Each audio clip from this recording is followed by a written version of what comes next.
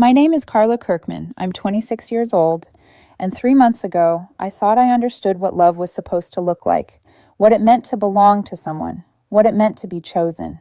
Turns out I was wrong. And the moment I realized it was the moment that saved my life. For the last 2 years, I'd been dating Liam Serrano, a luxury real estate agent who built his career selling 8-figure homes to entertainment executives, startup founders, and people who earned more in a month than I did in a year. He was magnetic, one of those people who could step into a room and, without saying a word, rearrange the energy. Women looked at him with interest. Men looked at him with respect or envy. People gravitated toward him like he carried his own gravity field. And for 2 years, I convinced myself that I belonged in that orbit. I met him at a charity gala in Los Angeles, one of those black tie events where wealthy donors pretend to care about causes they'll forget in 2 days. I was there representing the investment firm I co-founded with my college best friend, Tyson Blake. We'd built it from the ground up, folding chairs, used laptops, ramen-fueled nights. The kind of story that sounds glamorous only in hindsight. At 26, I'd finally stabilized my life. A 2-bedroom apartment in Santa Monica, ocean view, a reliable car, and a company managing over $200 million in its assets. Nothing close to the giants in my field, but more than enough for a girl who grew up counting coins for gas. I'd just picked up a flute of champagne from a passing tray when Liam walked right up to me, flashing the smile that would eventually cost me more than any dollar amount ever could. He had this easy confidence, that effortless charm that makes you feel like you're the only person in the room worth talking to. "You're not drinking that," he said, nodding at my champagne. "Why not?" I raised an eyebrow. "Because it's terrible," he smirked. "Come with me. They're pouring the good stuff on the balcony." I should have walked away, but I followed him. That night we talked for 2 hours about work, dreams, travel, the kind of future we could both picture but hadn't yet reached. Liam liked that I'd built my career from nothing. I liked that he made me feel seen. And when he asked for my number with a soft, self-assured grin, I thought I'd stumbled into something rare. The first 6 months were electric. He took me to rooftop bars and French restaurants where the waiters already knew his name. He bought last-minute tickets to shows, planned weekend trips, introduced me to people who talked about yacht parties and designer brands as casually as I talked about market volatility. He opened doors I never imagined walking through. And I thought, naively, that he wanted me beside him because I was smart, because I worked hard, because I wasn't another influencer with a carefully curated feed and an expensive tan. But there were clues I should have noticed. The way he'd say things like, Vanessa always loved spontaneous trips, whenever I hesitated over my workload. Vanessa, the ex-girlfriend who never really left the room, even when she wasn't physically there. She was the one everyone in his circle adored. Free-spirited, wild, unpredictable, the queen of weekend getaways and late-night rooftop adventures. Liam swore they were just friends now, but the way people talked about her, it was obvious she wasn't just an ex. She was a legend in their circle, an icon of chaos. Compared to her, I was stable, responsible, predictable, all the things that make you a good business partner, not necessarily a good story. I ignored the comments. I ignored the comparisons. I ignored the tiny knots in my stomach that tightened every time Liam's friends brought her up at dinners. Until July, when I made the worst and best decision of my life. Maui, Liam's birthday trip. 8 people total, the entirety of his glamorous inner circle. I booked the suite, the oceanfront, plunge pool, 1,200 square foot suite, because Liam casually mentioned Vanessa had stayed there last year and, wouldn't it be funny if we ended up in the same one? It wasn't funny, but I pretended it was. Flights? First class. Buy-ins for their activities? Covered. Birthday dinner deposit at an ocean view restaurant? Paid. All in all, close to $15,000. A quarter of my take-home income after reinvesting in the company. But I kept telling myself, it's his birthday, it's worth it, he'll appreciate it. The moment we reached the resort, I knew I was out of my depth. His friends were the same type. Attractive, wealthy, effortlessly fashionable, people with second homes in Aspen and personal assistants for their personal assistants. They had inside jokes from Burning Man, Cabo, Vegas, music festivals I'd never attended, spontaneous trips I could never have afforded in the early years of building my company. Their conversations did not include me. They talked about private jet charters, $3,000, handbags, yacht parties, and fashion weeks. I smiled when I was supposed to. I nodded even when I didn't understand references. I did everything I could to blend in. Liam was different around them, flashier, louder, more affectionate toward the group than toward me. He'd wrap an arm around my waist and then let go 5 seconds later, as if remembering I was there only in momentary flashes. Every few hours, he checked his phone, not for work, but for comments on the photos he'd posted. He loved the validation. He thrived on it. And Vanessa? Oh, she haunted the trip like a shadow. Vanessa would have loved this view. Vanessa always ordered this drink. Vanessa used to drag us all into the water at night. Every time her name slipped out of someone's mouth, the group would laugh nostalgically, and Liam would smile. That smile did something to me, softened me, then chipped away at me, then cracked something I didn't know could break. By Wednesday night, my stomach was so tight I couldn't finish my dinner. By Thursday afternoon, I felt like a ghost trying to stay visible. And by Thursday night, a sentence I wasn't meant to hear would shatter everything I believed about my place in Liam's world. But that part comes later. For now, all you need to know is this. I thought I was in love. I thought I was building a future. I thought I mattered. I didn't realize yet that I was just someone's safe choice. Not until the wind carried their laughter right to where I was standing. And those words, those careless, cruel words, eternally changed the course of my life. On Thursday night in Maui, I learned that nothing cuts deeper than honesty you were never supposed to hear. The suite balcony doors were open, letting in the kind of warm island breeze that feels soft against your skin, gentle enough to trick you into believing you're safe.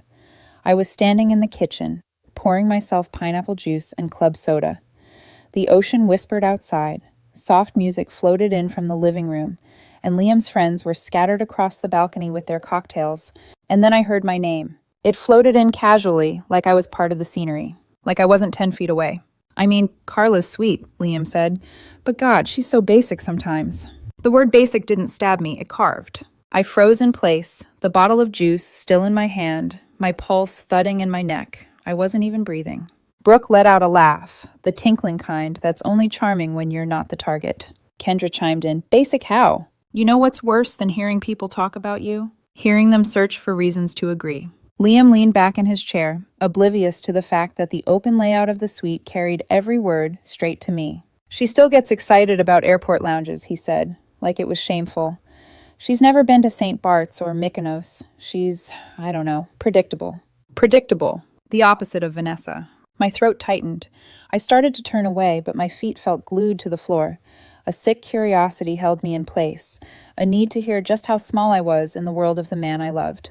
Kendra sighed softly. So why are you with her then? For one horrifying, desperate second, I wanted him to defend me, to say something kind, to say anything kind.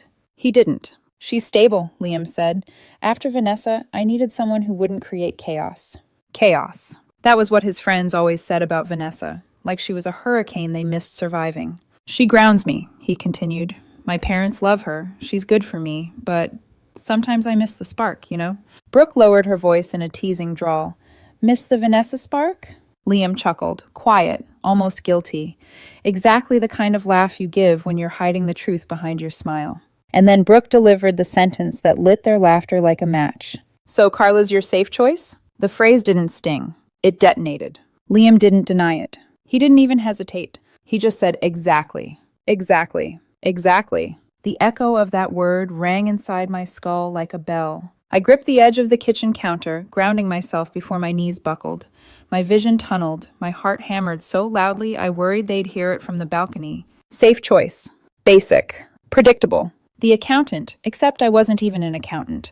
I was an investment strategist who had helped build a multi-million-dollar firm from scratch. I worked brutal hours, chased down opportunities, poured everything into a company I loved. But to him, I was stability. A placeholder. A comfortable landing spot after Vanessa left him exhausted. Honestly, Brooke added, Vanessa had more presence, more passion, more drama, more sparkle, more everything I wasn't. Liam sighed wistfully. I know. Vanessa was exciting. I shut my eyes, and inside the darkness, I replayed the last 2 years through this new lens. The late night texts, the compliments wrapped in comparisons, the forced spontaneity he always wanted from me, the social events where I clung to his side like some accessory that never quite matched the outfit. I remembered how he'd always tell stories about Vanessa, her wild side, her unpredictability, her fire. I used to laugh nervously, brushing it off. Now I understood. I had been competing with a ghost he still secretly adored, a ghost whose name tasted like nostalgia when he spoke it. My chest felt tight, hot, and hollow all at once. I forced myself to breathe, slow and silent. I didn't want to hear more, but I couldn't move. Then Marissa, Vanessa's closest friend, joined in. "I mean, Carla seems nice," she said, and that word, seems, felt like a slap. "But she's not Liam's type. Vanessa was his match. They had chemistry. We all saw it." Brooke nodded vigorously. "And the way he looked at her, he doesn't look at Carla like that." Liam didn't defend me. He didn't argue. He didn't even pretend. He just said, "Yeah, you're not wrong." Something inside me fractured so quietly I almost didn't notice the crack at first. Then it split wider and wider, until I felt the emotional floor underneath me collapse entirely. I stepped away before they could say anything else, before I could hear another comparison, before I could hear one more nostalgic sigh about Vanessa, before they could describe any more of the spark I apparently lacked. I walked to the bedroom in silence, closed the door, and finally exhaled. The sound that came out of me wasn't a sob, it wasn't a gasp, it wasn't even pain. It was grief. A grief so quiet it felt sacred, like I was mourning the version of love I thought I had. I stared at my reflection in the dark window, barely able to make out my own features, and the first honest thought formed in my mind. I don't belong here. Not in this suite, not with these people, not in Liam's world. A world where Vanessa was a goddess, and I was the practical stand-in. A world where I was the stability he wanted, and the excitement he resented. A world where he could smile at me, kiss me, hold my hand, and still speak about me like a diminished version of the woman he really wanted beside him. A world I stepped into willingly, a world I paid for, a world I tried to prove I deserved. I didn't know it yet, but that night would be the last time I cried over Liam Serrano. Because the next night, he would say something much worse. And by 4:00 a.m., I would finally walk away. For good. The strangest part about heartbreak isn't the pain, it's the clarity that comes afterward. By Friday night, Liam's official birthday dinner, I wasn't angry anymore. I wasn't crying. I wasn't even pretending. Something inside me had gone quiet. Like the part of me that still cared about his approval had finally burned out. I dressed in the white silk dress Liam once said was classy enough for his crowd. I curled my hair, did my makeup, smiled in photos, and let his friends take their boomerangs and videos while I stood off to the side. On the outside, nothing looked broken. But on the inside, I had already started packing my emotions into boxes. Mama's Fish House. The dinner I planned, paid for, and stupidly believed would make him see me differently. I had arranged everything. The ocean view table, the champagne, the custom cake, the sunset timing, the expensive entree options Liam liked. The bill would come to $2,400 for 8 people. I thought maybe, just maybe, my effort would mean something. But when we sat down, Liam didn't even look at me. He was too busy cracking jokes with Trevor's counterpart Marissa, the one who always made snide comments about me not being fun like Vanessa. They reminisced loudly about their past trips, times when Vanessa dragged them skinny dipping or booked last-minute helicopter rides. Vanessa this, Vanessa that. I tried eating, but every bite felt like swallowing gravel. The sunset glowed perfectly for photos. Liam wrapped an arm around me for one quick shot, kissed my cheek, and whispered, "This lighting makes my jawline look insane." Not one word about the dinner I planned. Not one thank you. Not one acknowledgement that I was trying to celebrate him. It was like I was invisible unless he needed a prop. We returned to the suite. That's when everything fell apart. Clayton, the resident trust fund clown, clapped his hands loudly. "Let's make things interesting. Poker. $500 buy-in." Everyone cheered like children at a birthday party. Without hesitation, they all pulled out cash, Liam included. I watched him peel off $500 like it was pocket lint. Meanwhile, I had already dumped $15,000 into this week trying to please him. I didn't join the game. Poker never appealed to me. Watching people lose money for entertainment made me uncomfortable, especially when it was money I'd practically bled for. So I sat on the couch, opened my laptop, and answered a few quick work emails. 5 minutes, that's all it was. 5 minutes before Liam stood up from the poker table and marched over. Are you seriously working right now? His voice was sharp enough to silence a room. Everyone looked at us. I just need to send a couple things. So typical, he scoffed. Everyone's having fun and you're there being boring, again. The humiliation was instant and burning. Marissa laughed, the kind of laugh that gets under your skin. Dang, Liam, tell her how you really feel. The table erupted with laughter. I closed my laptop slowly, the way someone disarms a bomb. I said I'm almost done, I whispered, keeping my voice even. Liam rolled his eyes. Oh my God, Carla, you kill the vibe every time. You really can't handle my world, can you? Then he said it. The sentence that shattered any illusion I had left. If you can't handle my world, go home. The room froze. Then, laughter. Not quiet laughter, not polite laughter. Loud, wild laughter. The kind that makes you realize everyone's been waiting for this moment. Waiting for the joke to finally break open. Waiting for me to be the punchline. But something strange happened inside me. I didn't cry. I didn't shout. I didn't defend myself. Instead, a calmness washed over me. Pure, intoxicating clarity. The kind that only comes at the end of a story you've been denying for far too long. I stood up slowly. The laughter died. I looked right at Liam, really looked at him, and for the first time, I saw him without the haze of love, without the glamour, without the fantasy. I saw a man who needed attention like oxygen, a man who admired Vanessa more than he ever admired me, a man who used me like a seat cushion, comfortable, stable, unchanging, a man whose world didn't even have space for me. And I felt nothing, no anger, no fear, just release. All right, I said, and I smiled, calm, almost peaceful. They thought I was joking. Clayton smirked. Easy going as always. Love it. Marissa raised her glass. A toast to the vibe killer leaving the vibe. Laughter erupted again. Liam scoffed and turned back to the table. Just like that. As if I were already gone. As if I'd never mattered at all. I went into the bedroom, closed the door, and sat on the edge of the bed. It didn't hurt anymore. The pain had burned itself out somewhere between Wednesday night and Liam's cruel little performance. Now there was only clarity. I picked up my phone, opened the airline app, found a flight from Maui to Los Angeles. 6:15 a.m., red-eye. First class. $600 more. What did it matter now? I booked it without hesitation. Then I opened my banking app. For 3 weeks, Tyson had been begging me to approve one of the largest deals of our lives. A full buyout. $40 million acquisition. A chance to start fresh.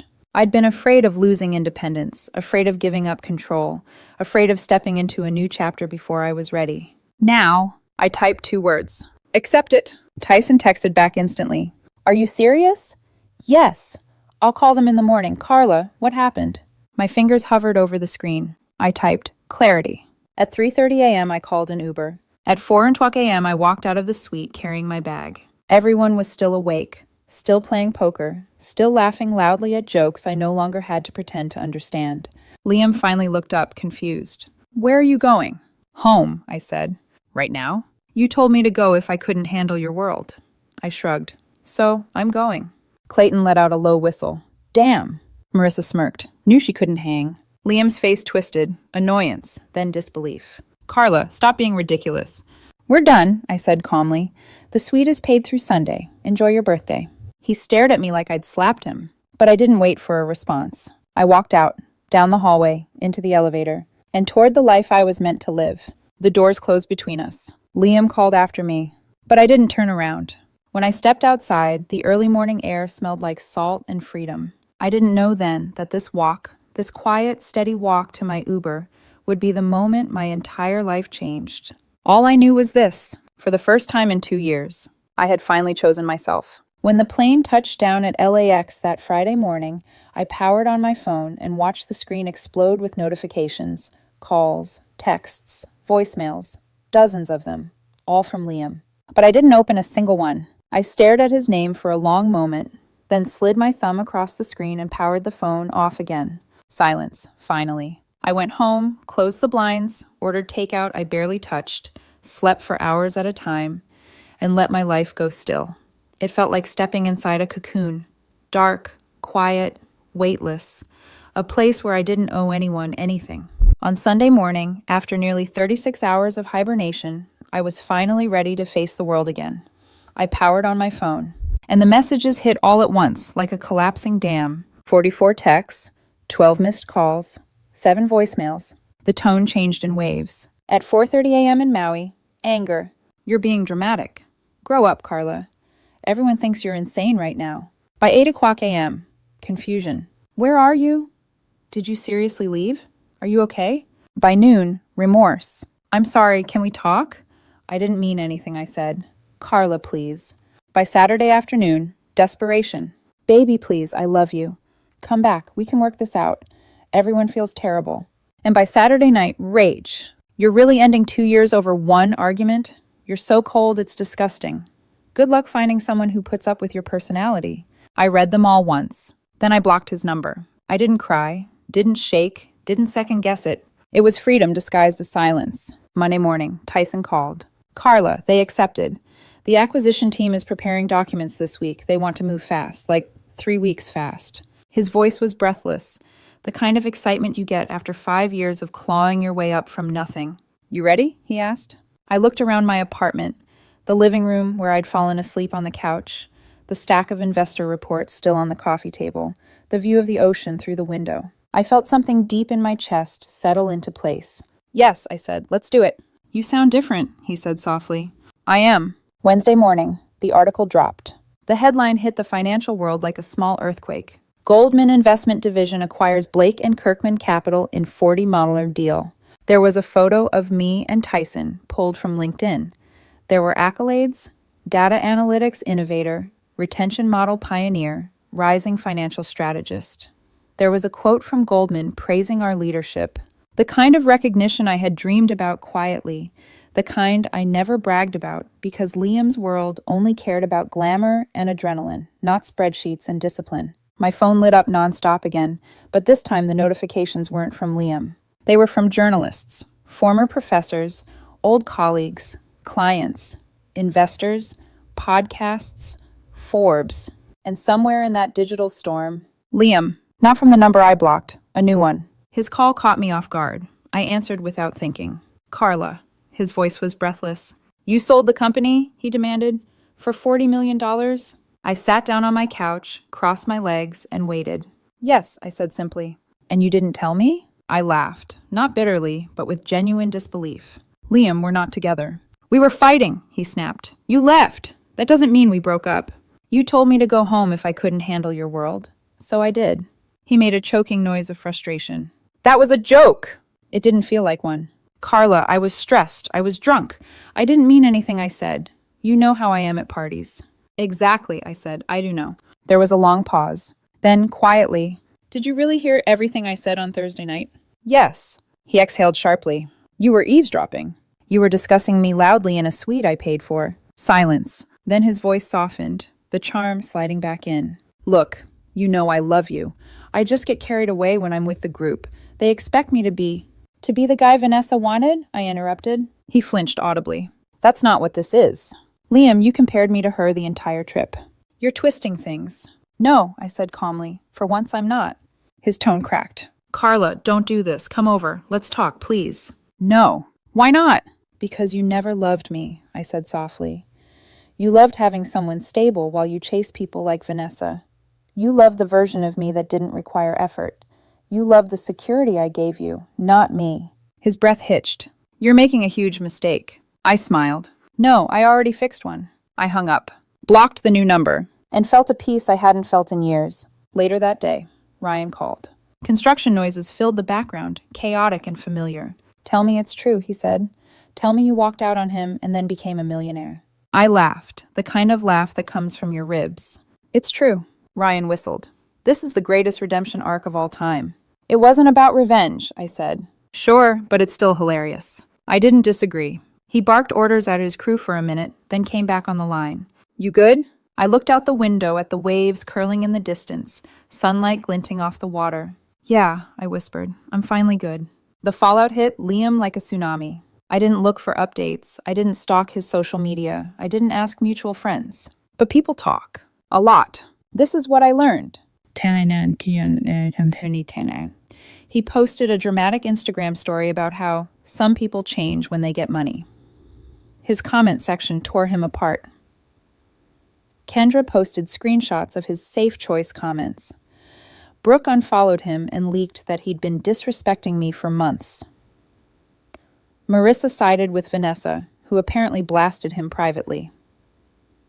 His friend group fractured, everyone blaming him for losing the only stable girlfriend he ever had. His brand image tanked. He was dropped from 2 real estate promo deals. Vanessa posted a cryptic quote, "Some men don't appreciate the foundation until the house collapses." Screenshot heaven. Comment chaos. Meanwhile, I stayed silent, graceful, unbothered, and free. I used my new wealth intentionally and paid off my $60,000 student loans, bought my parents a home in a peaceful neighborhood, set up investments, donated quietly to causes I cared about, hired a therapist, deleted Instagram, reconnected with old friends, took a solo trip to Japan, tried surfing badly, learned to sleep in again, rediscovered my joy. Not performative joy, not curated happiness, real joy, the kind that doesn't need validation, the kind that grows quietly and steadily, like a tree finally getting sunlight after years of shade. I didn't think about Liam. Not until one day, in a Venice Beach coffee shop, someone walked up to me. One of Liam's acquaintances, someone on the fringe of his social circle. She looked uncomfortable. "Hey, I just wanted to say, I'm sorry about everything. A lot of us didn't know how he talked about you. And after the acquisition news, everything blew up. He lost a lot of support, brand deals, friends. People sided with you." I sipped my latte. I'm not looking for a victory. "I know," she said softly. "That's why you won." I didn't respond. I didn't need to. Because the truth was simple. I wasn't proud of what happened to Liam, but I was proud of what happened to me. The thing nobody tells you about choosing yourself is that peace doesn't arrive loudly. It comes soft, quiet, like the sun rising through gray clouds you didn't even realize were blocking the light. 3 months after leaving that suite in Maui, I had settled into a version of life I didn't know I deserved. A life where I wasn't performing. A life where I wasn't being compared to someone else's chaos. A life where I wasn't twisting myself into a shape that fit someone else's expectations. A life that finally felt like mine. I started doing things I'd always postponed. Not because I didn't have time, but because I didn't have room. Liam's world took up all available space. Mentally, emotionally, socially. Now that space was open, and I filled it with things that made me feel human again. I took morning walks on the beach before checking emails. I bought myself a yellow surfboard I barely knew how to use. I read books for pleasure instead of research. I cooked at home instead of rushing to keep up with Liam's endless restaurant calendar. I invested more time into the new venture Tyson and I were quietly planning. Nothing flashy, nothing designed to impress investors, just something meaningful. And I rediscovered something I'd forgotten I used to be. Happy. Not glamorous, not perfect, not photogenic or curated for anyone else's consumption. Just happy. One afternoon, while sitting at a cafe in Santa Monica, I ran into someone from Liam's old circle. Not Brooke, not Kendra, not Marissa, just one of the peripheral people. Someone who had floated around their events, part of the orbit but not the nucleus. She hesitated as she approached my table. "Carla, right?" I nodded. She took a breath, her voice softened. "I wanted to say, I'm sorry for everything, for how things went down, for how you were treated." I blinked, surprised. "It's fine, really." "No," she insisted gently. "It's not. And a lot of us didn't know the full story until after the acquisition made headlines. When people read the article, everything came out. Screenshots, DMs, things Liam said, things he did. A lot of us were shocked." I stayed quiet, letting her talk. "Vanessa posted screenshots of him begging her for attention while he was with you. Marissa leaked private messages about how he talked behind your back. It wasn't pretty." For a moment, the air between us felt heavy. But I didn't feel satisfaction, or triumph, or vindication. Just a distant understanding. "I hope he figures things out," I said honestly. Her eyes softened. "You're a better person than I am." I smiled politely, thanked her, and walked out of the cafe with my iced latte in hand. And for the first time, I realized I wasn't angry anymore, not even a little. That part of me had healed. Completely. Back home, I sat on my balcony and watched the waves roll onto the shore. The sun was dipping low, painting the ocean gold, the same shade of gold that glowed across Liam's face in Maui when he was surrounded by people who adored him more than they ever respected me. I leaned back in my chair and let the breeze brush across my skin. And I thought back to that exact moment, 4 a.m., a man telling me I wasn't enough for his world, a room full of people laughing. A version of myself so starved for love she didn't realize she was being devoured. I remembered how my hands shook as I zipped my suitcase, how my heart raced as I clicked book flight, how my legs felt like jelly walking out of that suite. And yet, that walk was the strongest thing I had done in years. A few weeks later, Tyson and I finalized our next project. Nothing massive, nothing designed to impress anyone, just a boutique consulting firm helping women-led startups with financial strategy. It felt right, purposeful. Mine. Carla, Tyson said one day as we reviewed early branding concepts, you seem lighter lately. I smiled. Because I am. He grinned. Well, whatever happened, I'm glad you walked away from it. Me too, I said quietly. I didn't hear from Liam again. Not directly, not through friends, not even through social media. I'd deleted Instagram weeks earlier. People told me things occasionally. How he moved out of his expensive condo, how he tried rebuilding his image, how Vanessa shut him down publicly, how his friend group splintered, how those brand deals disappeared, how his name didn't get the same response it used to. But I never reacted, because none of that mattered anymore. Liam was a lesson, not a wound. And I had learned everything I needed to know. The final loose end? The day before I left Maui, I'd called the resort from the airport. Hi, I'd said, exhausted but composed. Please remove my card from the suite authorization. They apologized for the inconvenience and instantly removed it. 2 days later, Liam and his friends tried to order $600 worth of room service. It was declined, and he had to pay out of pocket. Small, insignificant, petty even, but poetic. Months later, when someone asked me if I regretted the relationship, I answered truthfully. No, I said, because it taught me exactly what I don't want, and sometimes that's more important than knowing what you do. The truth is, Liam didn't break my heart. He cleared space for a better version of me to take root. He showed me the difference between being chosen and being valued. He taught me that stability is not a consolation prize, it's a strength. And walking away, listening to that quiet, trembling voice inside me at 4 Honuc a.m., gave me a future I couldn't have imagined. A future where I didn't need someone else's world. A future where my world was finally enough. Sometimes the best